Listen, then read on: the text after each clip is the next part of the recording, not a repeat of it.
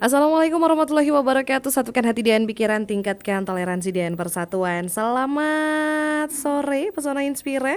Sore ini kembali 92,1 FM Radio Pesona, stasiun informasi terbaikmu hadir di sajian Rumpun Padi, rumpi untuk pangan, pertanian dan perikanan Indonesia. Sudah ke volume 10 ternyata. Kita kali ini akan membahas integrated farming system ya, atau mudahnya adalah sistem pertanian terintegrasi antara pertanian dan peternakan. Nah, hari ini kita akan membahas tentang sistem pertanian yang terintegrasi itu seperti apa antara pertanian dan peternakan. Di studio Radio Pesona sudah hadir penyuluh pertanian ahli muda BPP Laksono, Ibu Susi Linawati SP, dan juga ada penyuluh pertanian pelaksana BPP Laksono, Ibu atau Mbak nih nanti saya panggilnya, Ibu Dian Prastiwi. Kenalan dulu, saya sapa dari Ibu Susi. Selamat sore. Ya, selamat sore Mbak Mita. Apa kabar sore ini? Alhamdulillah baik-baik saja, Baik, agak grogi sehat mungkin. ya. Hanya grogi saja. Oke. Nah, Mbak Dian apa kabar? Sehat juga? Alhamdulillah Mbak Mita, sehat. Sehat, alhamdulillah. Nah, Pesona Inspira kali ini kita akan membahas tentang sistem pertanian yang terintegrasi itu seperti apa. Nah, yang mau gabung untuk tanya-tanya langsung silahkan di 0823 2383 9996. Baik, kita akan membahas tentang terintegrasi itu sebenarnya apa gitu ya. Jadi Pesona Inspira, salah satu permasalahan di dunia pertanian ini adalah penurunan kesuburan tanah dan semakin sempitnya lahan pertanian akibat alih fungsi lahan. Kedua hal ini menjadi permasalahan serius yang bila tidak segera dicari solusi akan membawa dampak bagi ketahanan pangan nasional. Pemerintah melalui Kementerian Pertanian saat ini gencar mensosialisasikan kembali tentang konsep pertanian terpadu atau integrated farming sebagai solusi atas permasalahan tersebut. Integrated Farming System atau IFS adalah sistem pertanian yang mengintegrasikan beberapa macam usaha tani dalam satu areal atau kawasan.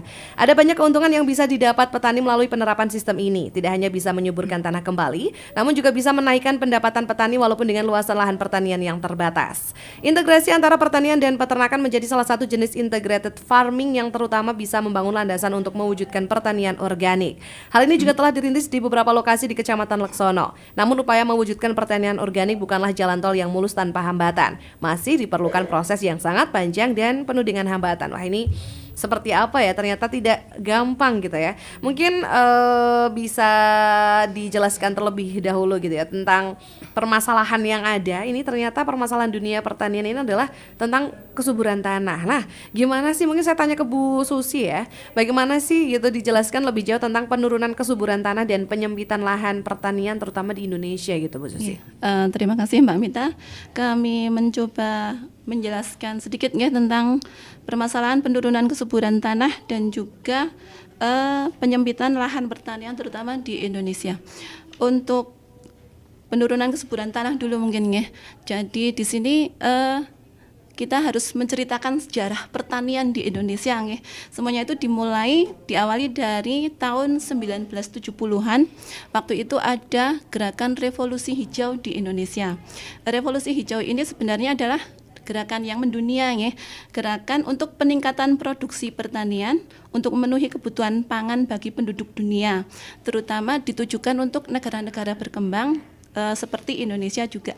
Jadi di Indonesia waktu itu kemudian dari pemerintah melalui Kementerian Pertaniannya mencanangkan adanya satu program yang namanya Panca Usaha Tani.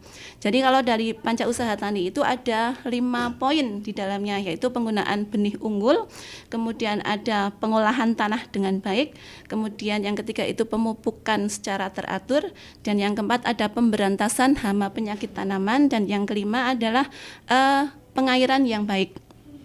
Sebenarnya untuk program Panca Usaha Tani ini membawa dampak positif untuk Indonesia karena waktu itu pada pemerintahan Orde Baru Indonesia bisa melaksanakan swasembada pangan, bahkan 2 kali swasembada pangan, yaitu pada tahun 1979 dan tahun 1984. Dengan adanya swasembada pangan itu sehingga petani bisa meningkat kesejahteraannya. Tapi ternyata bahwa pelaksanaan Panca Usaha Tani ini ternyata membawa dampak yang negatif juga. Antara lain yaitu adanya penggunaan bahan kimia yang berlebihan dalam jangka waktu panjang ya, berarti kan dari tahun 1970-an sampai sekarang itu tahun 2000-an ada 30 tahunan lebih itu ada residu bahan kimia di tanah yang tidak bisa terurai. Hal ini yang menyebabkan adanya penurunan kesuburan tanah itu terutama di lahan pertanian di Indonesia. Dari hasil penelitian yang di UGM kalau tidak salah itu ternyata ada kebutuhan pupuk kimia yang meningkat.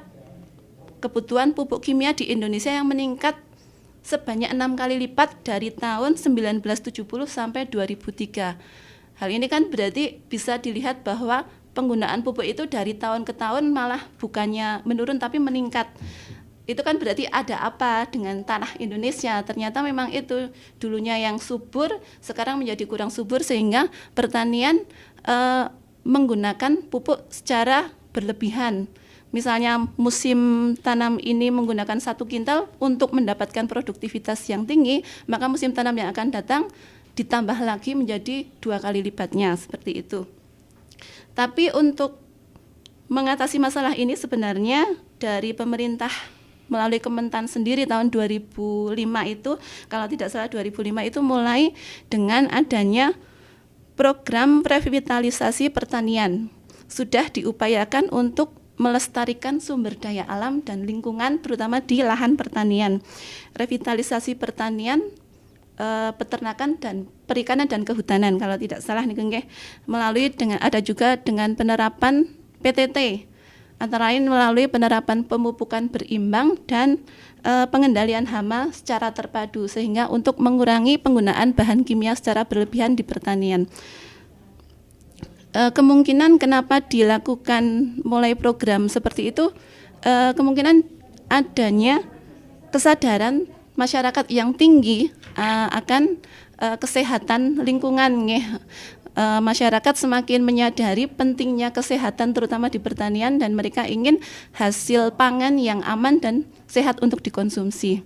Itu untuk penurunan kesuburan tanah. Kemudian yang kedua tentang masalah penyempitan lahan pertanian, ini tidak lepas dari masalah demografi atau masalah kependudukan. Kita tahu mungkin dulu pada zaman kita masih kecil rumah itu masih jauh-jauhan terus masih ada halamannya, tapi sekarang mungkin bisa dilihat untuk daerah kota sudah empet-empetan hampir tidak punya pekarangan lagi.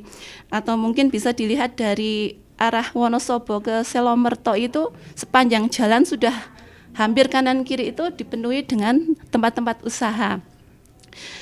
Adanya jumlah penduduk yang semakin tinggi otomatis kan membutuhkan pangan dan juga papan otomatis manusia butuh papan untuk tempat tinggal terutama itu Mungkin di zaman dulu petani yang punya lahan 1 hektar punya anak 4, kemudian tanahnya diwariskan otomatis dibagi menjadi 4.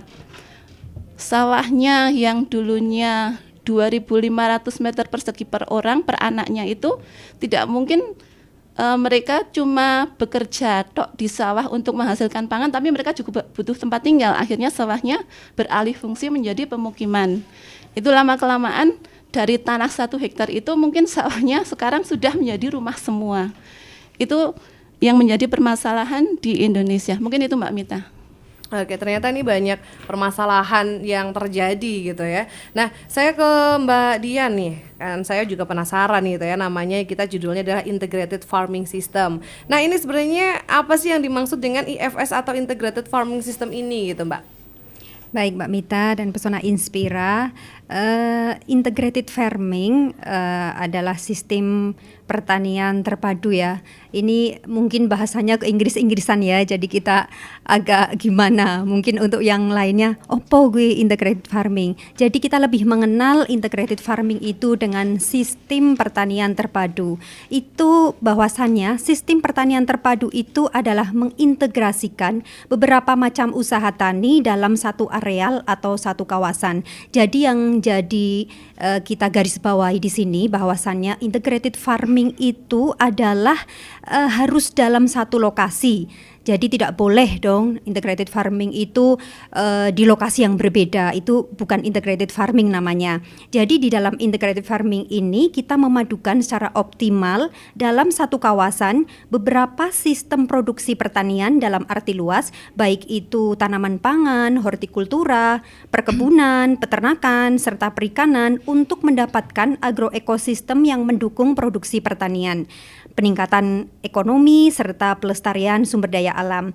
Jadi dalam pertanian terpadu ini kita memanfaatkan lahan pertanian untuk menghasilkan produk lain selain dari tanaman budidaya dengan tujuan utama peningkatan produktivitas lahan, dan tujuan utama dari sebuah penyuluhan itu sebenarnya juga untuk kesejahteraan petani. Intinya dari integrated farming ini kita memanfaatkan potensi sumber daya yang ada sehingga terjadi hubungan timbal balik secara langsung antara lingkungan biotik dan abiotik dalam ekosistem lahan pertanian. Mungkin kita dulu SMP pernah mempelajari ya istilah simbiosis mutualisme. Di sini di integrated farming kita lebih ada hubungan timbal balik yang saling menguntungkan. Jadi ada keterkaitan antara sektor usaha yang satu dengan yang lainnya yang saling menguntungkan. Mungkin begitu Mbak Mita.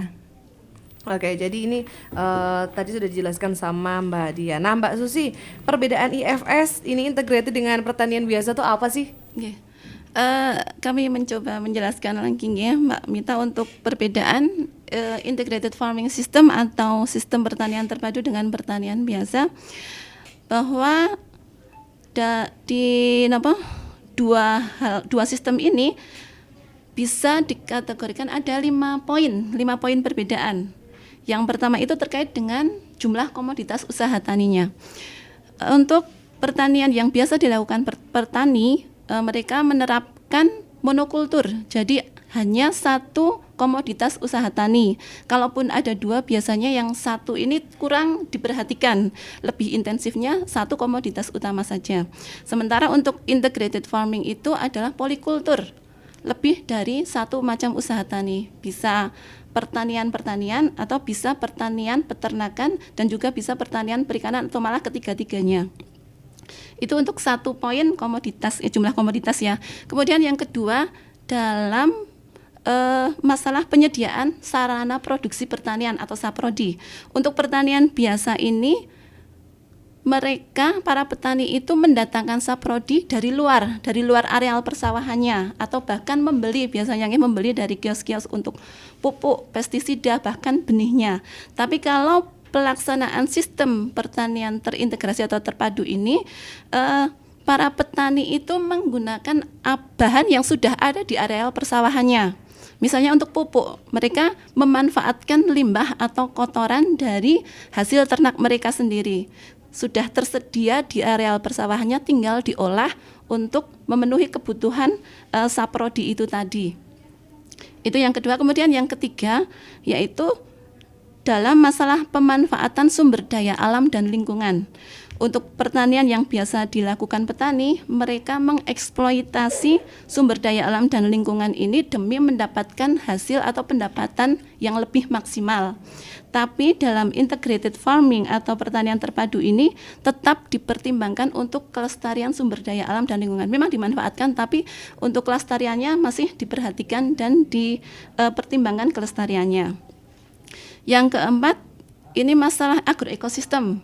Kalau tadi sumber daya alam hampir sama dengan agroekosistem ini, juga untuk pertanian biasa ini mereka tidak memperdulikan agroekosistem. Kadang-kadang mereka menggunakan pestisida niku dengan asal, tidak memperhatikan dosisnya, bahkan mungkin mereka kadang-kadang salah menggunakan pestisida, tidak tepat sasaran lah tidak dipedulikan. Kadang akibatnya itu tidak hanya hamanya yang mati, tapi malah serangga-serangga yang menjadi teman petani itu juga ikut mati. Tapi untuk integrated farming mereka sangat memperhatikan untuk kelangsungan agroekosistemnya, keseimbangan agrosistem di lingkungan pertanian mereka. Yang terakhir ini untuk limbah pertanian, seperti tadi saya sebutkan, untuk pertanian biasa ini limbah pertanian tidak dimanfaatkan. Malah kadang-kadang kalau kita memperhatikan pada saat petani padi panen, petani yang melakukan usaha tani itu mengambil gabahnya, sementara di pinggir jalan itu sudah menunggu mobil-mobil pickup dari luar daerah untuk mengangkut jeraminya untuk pakan ternak di luar daerahnya yang bukan menjadi milik petani. Tapi karena mungkin petani tidak sadar, tidak tahu bahwa itu sebenarnya pakan yang kalau diuangkan itu bisa bernilai ekonomis. Sementara untuk integrated farming, semua limbah pertanian baik itu dari pertanian atau dari peternakan itu dimanfaatkan semuanya, sehingga bisa dikatakan di integrated farming itu bebas limbah atau zero waste. Mungkin itu Mbak Mita. Oke, jadi kalau yang integrated ini bebas limbah. Bebas limbah, iya. Tapi kalau yang tidak ini masih Pertanian biasa. ada limbahnya. Oke. Iya. Ternyata penggunaan pestisida ini bisa mengganggu kesuburan tanah, bisa Iya. mengganggu. Oke, faktor lain selain itu apa aja nih Mbak Susi? Yang mengganggu kesuburan tanahnya. Iya, kesuburan Oke. tanahnya. Oke. Untuk kesuburan tanah itu lebih banyak memang karena bahan-bahan kimia itu.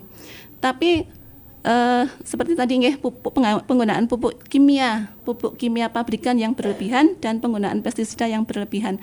Tapi ada juga satu faktor lain, yaitu penggunaan air yang tinggi polutannya.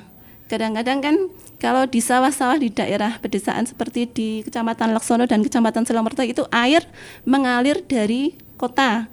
Lah itu air irigasi untuk sawahnya itu juga kadang sudah tercampur dengan polutan-polutan dari kota. Lebih banyaknya mungkin itu ada penggunaan deterjen nggih. Ada penggunaan sabun, kemudian banyak sampah-sampah yang bisa merusak niku airnya, sehingga itu juga termasuk merusak kesuburan tanah pertanian. Ternyata ini ada limbah juga yang ternyata ini bisa merusak Tanah pertanian ya. Oke, baik. Ini ada satu pertanyaan nih. Selamat siang dari Mas Budi di Selongmerto. Menarik sekali yang disampaikan oleh Mbak semua. Yang mau ditanyakan adalah contoh pertanian terpadu di Laksono tuh di mana biar saya bisa belajar. Ini kan dari Laksono nih. Apakah sudah ada contoh pertanian yang terintegrasi nih di Laksono? Oke, saya mencoba menjawab lagi. Oke, Mbak Susi, silakan. Untuk di Kecamatan Laksono memang ada beberapa integrated farming system atau sistem pertanian terpadu yang telah diterapkan, tapi memang itu baru rintisan, belum secara besar-besaran ya dilakukan, baru rintisan beberapa kelompok ataupun ada beberapa pribadi petani. Di Kecamatan Laksono kalau bisa dikelompokkan itu ada 4 model rintisan yang telah dilaksanakan di Kecamatan Laksono. Yang pertama itu adalah sistem integrasi antara padi dan ternak, baik kambing maupun sapi. Kemudian yang kedua itu ada integrasi tanaman buah dan ternak, terutama untuk kambing. Tanaman buahnya memang di Laksono itu kan dominannya itu salak, duku, dan durian. Yang ketiga itu juga ada integrasi pertanian berbasis biogas. Dan yang keempat adalah integrasi pertanian dengan tempat wisata. Untuk yang pertama itu yang integrasi padi ternak, padi dengan ternak kambing ataupun ternak sapi itu biasanya dilaksanakan di desa-desa sentra padi seperti di Desa Sojokerto, di Desa Selokromo, dan Desa Pacar Mulyo.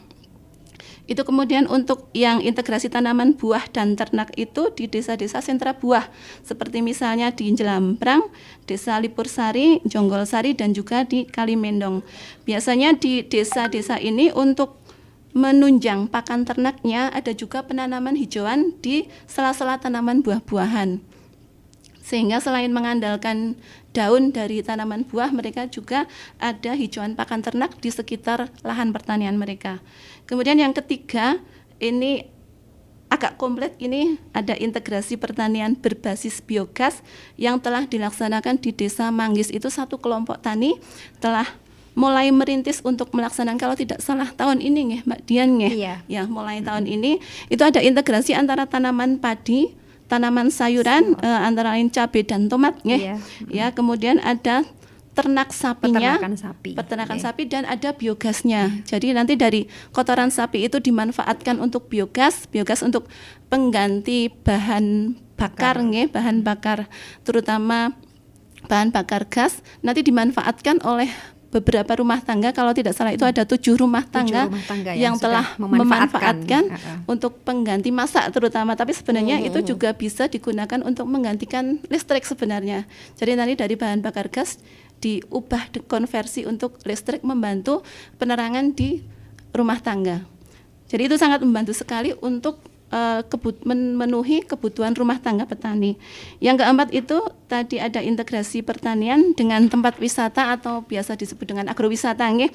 Untuk Kecamatan Laksono ada ada dua tempat yang sudah mulai dirintis, yaitu di Bukit Beser, Leporsari, dan di Sibarat Manggis. Tapi mungkin memang untuk pemanfaatannya masih kurang optimal. Mungkin Mbak Mita pernah mendengar atau pernah selintas mungkin Iya. ada Bukit Beser dan Sibarat, tapi memang untuk pengelolaannya masih kurang optimal sehingga kalah pamor dengan tempat-tempat yang lain. Oke. Kalah tenar.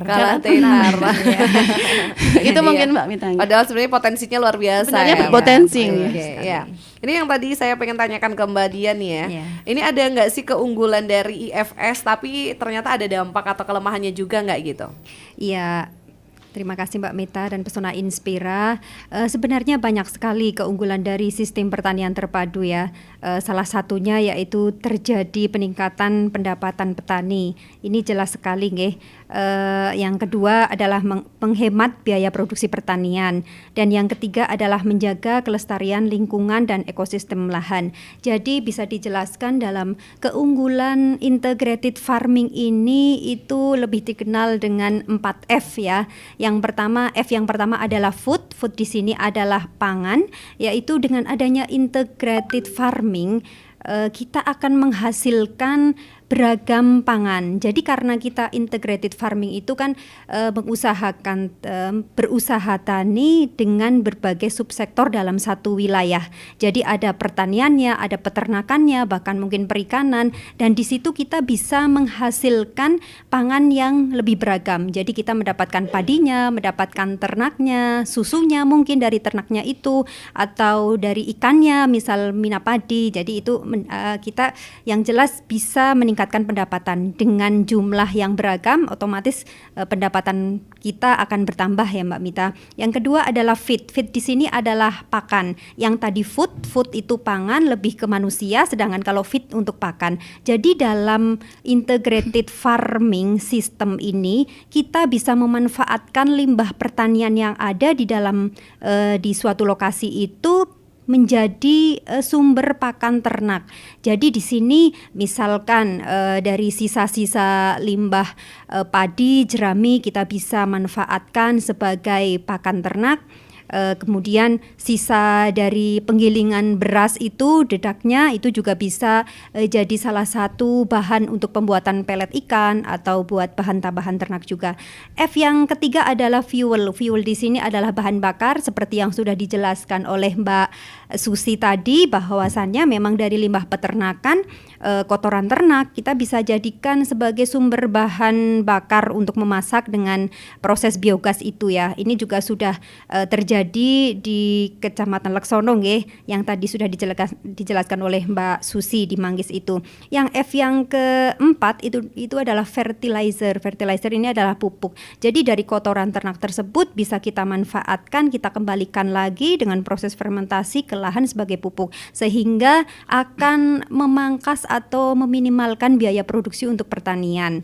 Kemudian untuk kelemahan di sini sebenarnya lebih ke manajemen ya, jadi manajerial, karena memang dalam menerapkan integrated farming itu kita butuh keahlian khusus, karena dalam satu lokasi kita mengintegrasikan beberapa subsektor pertanian, ada pertanian, peternakan, perikanan, jadi memang kita harus lebih bisa memanage, mengelola, merencanakan pertaniannya, mengorganisasikan, melaksanakan, controlling kayak gitu.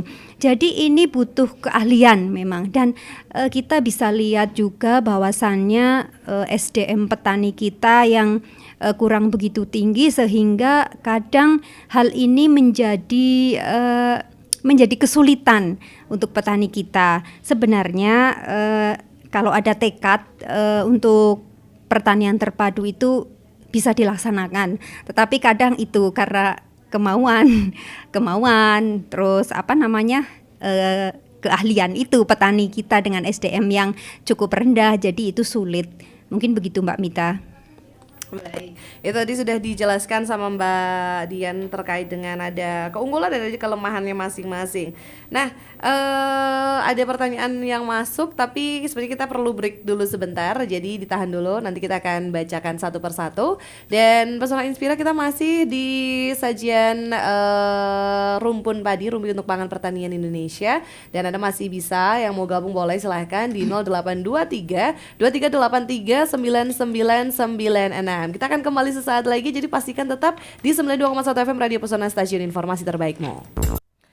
Pesona Inspira masih di 92,1 FM Radio Pesona, stasiun informasi terbaikmu. Dan seperti biasa tadi sudah ngobrolin tentang integrated farming ya. Tadi sudah dibahas sama Mbak Dian dan Mbak Susi, tapi ini ada pertanyaan yang masuk. Tadi Mas Budi sudah dijawab tadi ya, beberapa desa di Laksono sudah ada, dan ada Mas Sugiono di Desa Duren Sawit. Apakah dengan penerapan sistem pertanian terpadu antara pertanian dan peternakan, sisa limbah jerami bisa langsung diberikan kepada ternak, dan apakah kotoran ternak bisa langsung dimasukkan ke dalam tanah sebagai pupuk? Oke. Terima kasih Mbak Mita untuk pertanyaan dari Bapak siapa tadi, Sugiono ya. Pak Sugiono dari Duren Sawit. Untuk kotoran hewan ternak memang tidak bisa langsung dijadikan sebagai pupuk, butuh prosesnya, namanya proses untuk menjadikan sebagai pupuk bisa difermentasi lebih dahulu. Memang harus difermentasi lebih dahulu, karena misalnya langsung diberikan itu malah justru akan merusak tanah karena masih panas. Ada proses fermentasi dengan penambahan probiotik agar proses fermentasinya itu lebih cepat. Tapi kalau misalnya tidak diberi probiotik juga bisa, tapi itu akan proses fermentasinya menjadi lama. Itu untuk pembuatan pupuk dari kotoran ternak tadi. Sementara untuk pemberian pakan dari hasil pertanian itu, untuk pakan ternak ini harus diproses lebih dahulu. Ada beberapa cara, tidak harus ya. Misalnya mau diberikan langsung juga bisa sebenarnya sebagai pakan hijauan segar, tapi ada yang lebih baik itu supaya diproses lebih dahulu, bisa dengan proses fermentasi ataupun dikeringkan dengan tujuan bisa disimpan lebih lama. Karena kalau misalnya jerami dalam jumlah banyak diberikan langsung, nanti terjadi pembusukan, malah kita tidak bisa menyimpannya, kan sayang itu. Jadi lebih baik diproses lebih dahulu, entah itu dengan proses silase namanya, itu difermentasi, bisa ditambahkan prebiotik, atau dengan cara dikeringkan, itu namanya high, dikeringkan supaya bisa disimpan, supaya bisa digunakan dalam jangka waktu lama. Itu mungkin ya, semoga bisa agak memuaskan keinginan Pak Sugiono. Semoga Pak Sugiono sudah terjawab. Oke, Pak Selamat di Jarak Sari, mohon bisa dijelaskan alur dari pertanian terpadu antara ternak dan pertanian. Ya, silakan Mbak Susi, Mbak Dian ini. Ya, saya yang akan mencoba menjawab ya Mbak Mita dan Pesona Inspira, bahwa di sini alur integrated farming antara pertanian dan peternakan itu berarti kan kita gambarkan ya, dalam suatu lokasi lahan pertanian ada pertanian dan peternakan. Kita asumsikan saja pertaniannya itu kita tanaman padi, dan di situ di satu lokasi ada pertanian, ada peternakan ya, peternakannya sapi mungkin. Jadi dalam satu lokasi itu kita itu untuk apa ya, untuk pakan, untuk kita membahas untuk pakan ternak. Jadi alurnya pakan ternak yang kita usahakan itu bisa kita ambilkan dari sisa limbah jerami tanaman padi seperti itu. Walaupun tidak semua ternak itu, sapi itu tidak melulu makan jerami ya, itu hanya sebagai tambahan istilahnya. Tetapi kan limbahnya itu bisa dimanfaatkan sebagai sumber pakan ternak, walaupun ada tambahan hijauan yang lainnya. Dan dari kotorannya sapi itu ada kotoran padat dan cair ya, urin, itu bisa kita manfaatkan sebagai pupuk organik. Juga sama seperti yang dijelaskan oleh Mbak Susi, bahwa untuk pembuatan pupuk organik kita memang harus kita fermentasikan, yang akan kita kembalikan lagi ke dalam sawah. Dan ini sebenarnya kotoran hewan itu secara alami itu bisa membusuk sendiri ya Mbak Mita ya, tapi butuh waktu yang begitu lama. Dan kita juga untuk mempercepat itu kita butuh bantuan probiotik untuk mempercepat proses pembusukan. Jadi saat tanaman padi kita membutuhkan pupuk, kita bisa mengembalikan dari kotoran padat dan kotoran cair itu setelah difermentasi bisa dikembalikan ke dalam tanah. Jadi alurnya itu seperti yang sudah saya jelaskan di awal, seperti simbiosis mutualisme. Jadi tidak ada limbah yang sia-sia seperti itu di dalam integrated farming ini. Mungkin begitu Mbak Mita. Oke, lanjut ini. Saya ibu rumah tangga yang punya lahan sempit lumayan untuk menanam cabai, loncang, seledri, bayam, kangkung dan sebagainya. Nah, apa saja bahan alami di sekitar kita yang bisa digunakan sebagai pestisida alami karena daun-daun langsung kering, juga kadang berlubang. Nah, untuk penggunaan cocok tanam kecil-kecilan di sekitar rumah seperti ini seperti apa? Nah, ini mungkin yang sering dialami ibu rumah tangga. Oke. Sebenarnya agak tidak nopo nggih, kaitannya agak jauh deh dengan integrated farming, tapi nggak apa-apa. Kami mencoba menjawab untuk pestisida nabati yang untuk ibu rumah tangga yang sering ada di sekitar kita mungkin nggih. Itu berarti tadi untuk nopo daunnya, ya, daunnya kering dan ada yang berlubang juga. Oh iya, nggih. Kita bisa menggunakan buah-buahan dan mungkin sisa dari sayuran, istilahnya sisa-sisa sayuran yang kita masak itu bisa kita manfaatkan sebagai mol istilahnya ya, sebagai apa ya, seperti kadang kita kan masak ada gitu ya? Kita fermentasikan dengan tambahan probiotik, kita bisa jadikan itu sebagai mol istilahnya. Bisa dari buah-buahan, bisa sisa sayuran kayak gitu. Itu bisa kita kembalikan lagi kepada tanaman, tanaman-tanaman di kita kan ibu-ibu ya, biasanya tanaman-tanaman sayuran-sayuran itu bisa kita manfaatkan dari sisa-sisa itu. Jadi mungkin kita kadang punya buah busuk ya, kadang seperti saya aja itu karena tidak suka memasak, jadi kadang ada sisa-sisa sayuran busuk itu bisa kita manfaatkan untuk dijadikan sebagai pupuk. Tentunya harus dengan difermentasi dulu ya, karena memang tidak bisa sisa-sisa itu bisa tidak bisa langsung diberikan ke tanaman karena akan meracuni tanaman. Jadi harus kita proses terlebih dahulu, seperti itu Mbak Mita. Mungkin sedikit tambahan, ada juga kalau kita sering masak telur nggih, cangkang telurnya bisa kita manfaatkan kembali nggih. Cangkang telur itu kalau bisa dijadikan serbuk nggih, dihancurkan sampai benar-benar hancur, itu syukur bisa seperti bubuk itu, lalu dikembalikan ke tanah. Dicampur dengan tanah di polybag supaya itu ada kandungan unsur kalium kalau tidak salah. Itu juga bisa untuk mengurangi serangan penyakit. Itu kan berarti tadi yang daun kering itu termasuk penyakitnya karena bakteri maupun dari jamur. Untuk penambahan unsur kalium dari cangkang telur ini bisa menambah ketahanan tubuh ketahanan dari tanaman itu. Mungkin itu. Oke, semoga ibu rumah tangga ini semoga terjawab ya ibu-ibu ya. Oke, Ibu Mursidah di Sawangan, integrated farming sama dengan pertanian tumpang sari nggak? Ini mungkin bisa sedikit aja nih disampaikan. Oh Mbak Dian mungkin. Oh iya, saya akan mencoba menjawab Mbak Mita dan Pesona Inspira.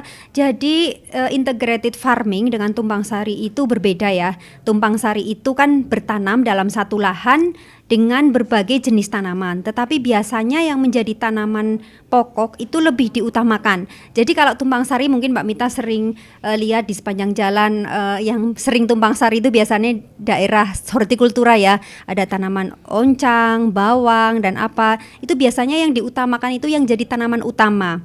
Dan di dalam tumpang sari itu tumpang sari kan pertanaman biasa istilahnya ya, bukan IFS itu. Jadi di dalam tumpang sari itu tidak ada unsur bahan organik yang menjadi syarat dalam sistem pertanian terpadu. Sedangkan di integrated farming system, saprodi itu sebenarnya sudah tersedia, tinggal bagaimana kita mengelola saprodi tersebut. Misalnya kita bisa memanfaatkan limbah-limbah kotoran, limbah-limbah dari kotoran ternak itu yang bisa dimanfaatkan sebagai pupuk. Dan IFS ini juga bermacam-macam ya usaha taninya dan sektor usaha taninya. Jadi memang yang menjadi beda istilahnya di sini adalah pemanfaatan limbah dari sektor pertanian yang lain. Seperti di sini pertanian dan peternakan, kita bisa memanfaatkan sisa dari limbah peternakan tersebut. Itu yang membedakan antara tumpang sari dengan IFS ya. Begitu Mbak Mita. Oke, baik. Nah, satu lagi, Utami di Jolontoro tadi udah dijelaskan ya, keunggulan dan kelemahan dari sistem pertanian terpadu sudah dijelaskan. Oke, selanjutnya ini karena sudah habis ya waktunya. Satu lagi mungkin apa jenenge strategi penerapan IFS pada masyarakat tani itu apa nih? Strateginya nih, Mbak. Ya, saya yang akan mencoba menjawab, Mbak Mita dan Pesona Inspira, bahwa strategi pendekatan ini ya, mungkin lebih ke strategi pendekatan supaya masyarakat itu mau menerapkan integrated farming. Saya kadang kalau ke Inggrisan bingung ini ya. Sistem pertanian terpadu gitulah nggih. Jadi ini kita harus bisa mendorong petani bahwa memang dengan adanya integrated farming itu ada peningkatan variasi sumber pendapatan petani. Seperti yang sudah saya jelaskan tadi di dalam keunggulan bahwa dengan berintegrated farming, dengan menerapkan sistem pertanian terpadu, kita itu akan mendapatkan berbagai macam jenis pangan, jadi otomatis akan mendapatkan sumber pendapatan petani. Yang kedua, strategi yang kedua kita karena di sini kita harus bisa meyakinkan ke petani bahwa dengan adanya integrated farming system ini bisa menurunkan biaya produksi dengan penggunaan limbah organik dari peternakan maupun pertanian menjadi pupuk ya. Jadi ini akan mengurangi biaya produksi dari usaha tani itu karena kita bisa memanfaatkan sisa limbah tersebut untuk kita kembalikan ke dalam tanah. Yang ketiga adalah mengoptimalisasi pemanfaatan sumber daya alam dengan tetap mempertimbangkan aspek konservasi lahan dan tanah. Mungkin begitu Mbak Mita. Oke, nah ini tadi kita sudah membahas tentang integrated farming. Sekarang saya mau tanya tentang closing statement gitu karena sudah jam 4 lebih. Oke, closing statement dari masing-masing narasumber. Dari Mbak Susi silahkan. Oke. Seperti tadi telah kami jelaskan ya, bahwa pertanian secara biasa itu ternyata merusak lingkungan kita. Kalau kita terus mempertahankan pertanian dengan cara biasa, mungkin bisa dibayangkan 10 atau 20 tahun lagi anak cucu cicit kita, buyut kita, apakah masih bisa menangi, apakah masih bisa menikmati alam pertanian kita, alam terutama Indonesia ya, di lahan-lahan pertanian yang asri dan hijau. Bagaimana kalau misalnya mereka hanya mendapati tanah yang tandus dan gersang? Mungkin itu bisa menjadi pemikiran kita bersama. Oke, Mbak Dian. Ya, mungkin ini buat para petani dan Pesona Inspira, marilah kita melaksanakan integrated farming system karena ada 3 alasan mengapa integrated farming system ini perlu dilakukan. Yang pertama adalah petani memiliki alternatif pendapatan untuk pemenuhan kebutuhan hidup sehari-hari. Yang kedua, penerapan zero waste, pemanfaatan limbah, dan yang ketiga adanya pertanian yang ramah lingkungan. Jadi kepada para petani, kepada Pesona Inspira, di seluruh Kabupaten Wonosobo, mari kita terapkan pertanian dengan penerapan integrated farming. Bertanilah dengan bijak dengan menerapkan integrated farming system agar kita bisa mewariskan tanah subur pada anak cucu kita. Oke, luar biasa sekali Pesona Inspira. Ini seperti saya juga jadi tahu informasi tentang integrated farming ya, karena ini juga ternyata ada plus minusnya, tapi ini bisa diterapkan juga. Nah, terima kasih untuk narasumber yang luar biasa Mbak Susi dan juga Mbak Dian. Kita ketemu lagi di acara yang sama di lain kesempatan. Pastinya ini dengan topik dan pembahasan yang lain. Ini juga sebenarnya masih ada yang mau ditanyakan, tapi karena waktunya sudah habis. Jadi cukup sampai di sini. Terima kasih sekali dan kita ketemu lagi di lain kesempatan. Pesona Inspira, terima kasih yang udah gabung. Ini maaf yang tidak bisa dibacakan lagi satu persatu. Sampai jumpa lagi di lain kesempatan. Dan satukan hati dan pikiran, tingkatkan toleransi dan persatuan. Saya Mita dan narasumber pamit. Wassalamualaikum warahmatullahi wabarakatuh.